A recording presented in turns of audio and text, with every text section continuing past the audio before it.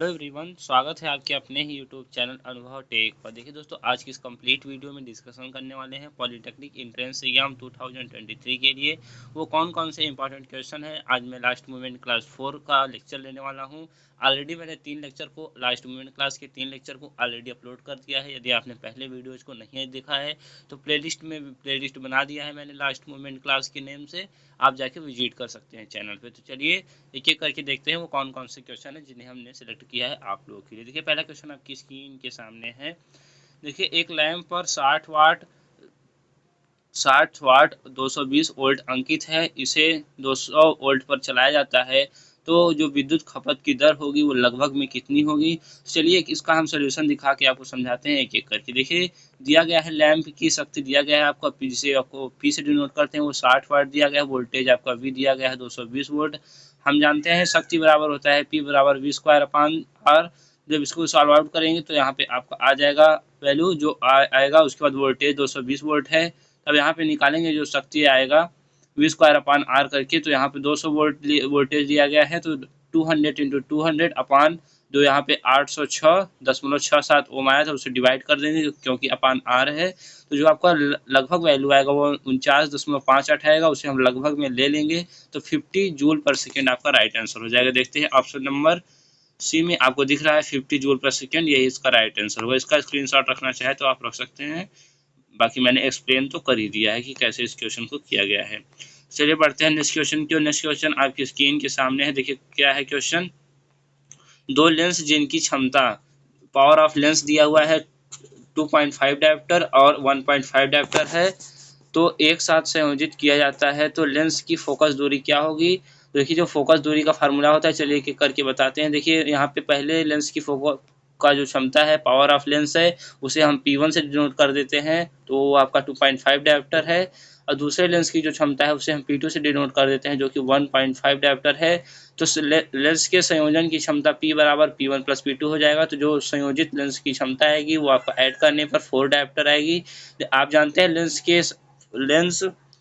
Lens सूत्र से आप जानते हैं कि पावर ऑफ लेंस बराबर होता है P बराबर 1/f, वो भी मीटर में। तो F की वैल्यू निकालेंगे तो यहाँ पे आएगा 1/P। तो यहाँ पे P की वैल्यू देखिए 4 डायोप्टर आ चुका है, तो 1/4 रखेंगे तो 0.5 मीटर में आएगा। ये मीटर में वैल्यू होती है, तो इसे सेंटीमीटर में कन्वर्ट करेंगे तो 100 का मल्टीप्लाई हो जाएगा 0.25 में, तो आपका 25 सेंटीमीटर जो आएगा। यहाँ पे देख सकते हैं 25 सेंटीमीटर आपका आया हुआ है, यही राइट आंसर है। देखिए जो कि ऑप्शन नंबर ए में आपको दिख रहा होगा। चलिए बढ़ते हैं नेक्स्ट क्वेश्चन की ओर।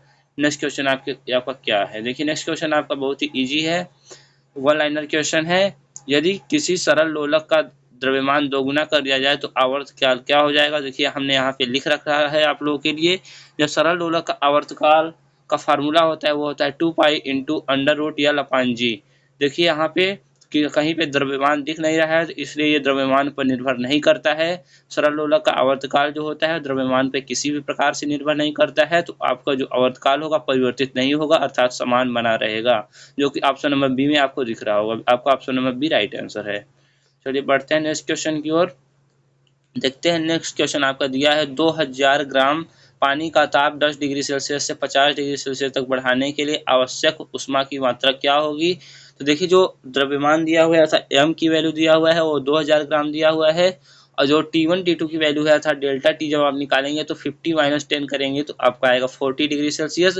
और जैसा कि आप जानते हैं उष्मा की मात्रा का फार्मूला होता है Q बराबर MS इंटू डेल्टा टी। तो एम का वैल्यू यहाँ पे 2000 है, तो यहाँ पे 2000 देखिए हमने रखा है। उसके बाद स्पेसिफिक हीट MS होता है, तो ये स्पेसिफिक हीट की वैल्यू 1 होती है जल की, तो 1 हो जाएगा मल्टीप्लाई में इंटू यहाँ पे जब आप करेंगे डेल्टा टी होता है फार्मूले में, तो 50 degree Celsius minus 10 degree Celsius करेंगे तो 40 आएगा, तो इंटू 40 हो जाएगा। तो 40 अर्थात 40 गुणते 2000 करेंगे 2000 करेंगे तो आपका आएगा 8000 किलो कैलोरी, जो कि ऑप्शन नंबर बी में आपको दिख रहा होगा, वही ऑप्शन नंबर बी आपका राइट आंसर है।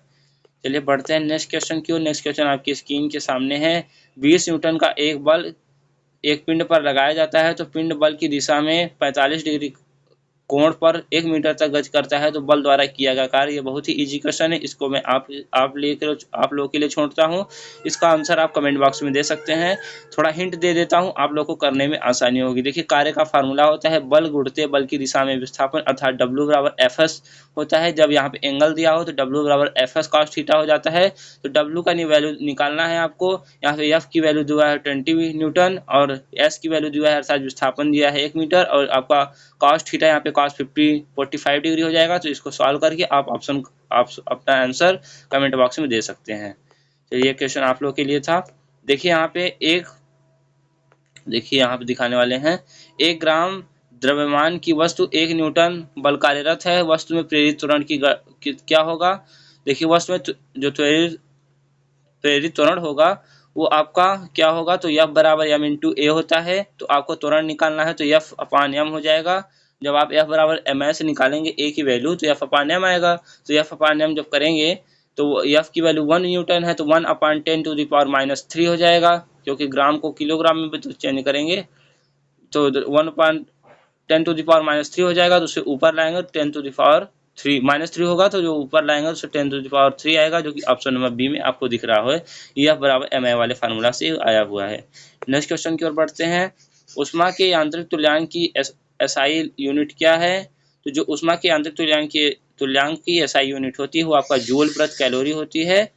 तो ऑप्शन नंबर ए आपका राइट आंसर है। बढ़ते हैं नेक्स्ट क्वेश्चन की ओर। देखिए नेक्स्ट क्वेश्चन आपकी स्क्रीन के सामने है। 20 मीटर ऊंचाई के टावर के शीर्ष पर एक लड़का एक पत्थर गिराता है। तो देखिए जो होगा उसका प्रारंभिक वेग रहा होगा पत्थर का वो 0 रहा होगा, अर्थात u बराबर 0 रहा होगा। वह वेग जिससे यह जमीन से टकराता होगा, तो वहाँ पे v की वैल्यू पूछा हुआ है, u का वैल्यू 0 दिया हुआ है, हाइट आपकी 20 दिया हुआ है, और g का वैल्यू दिया हुआ है 10 मीटर पर सेकेंड। इसका चलिए इसका सोल्यूशन दिखाते हैं। जो कि आपका फार्मूला होता है वेग का वो होता है √2gh। देखिए दिखाते हैं √2gh। देखिए यहाँ पे दिया हुआ है।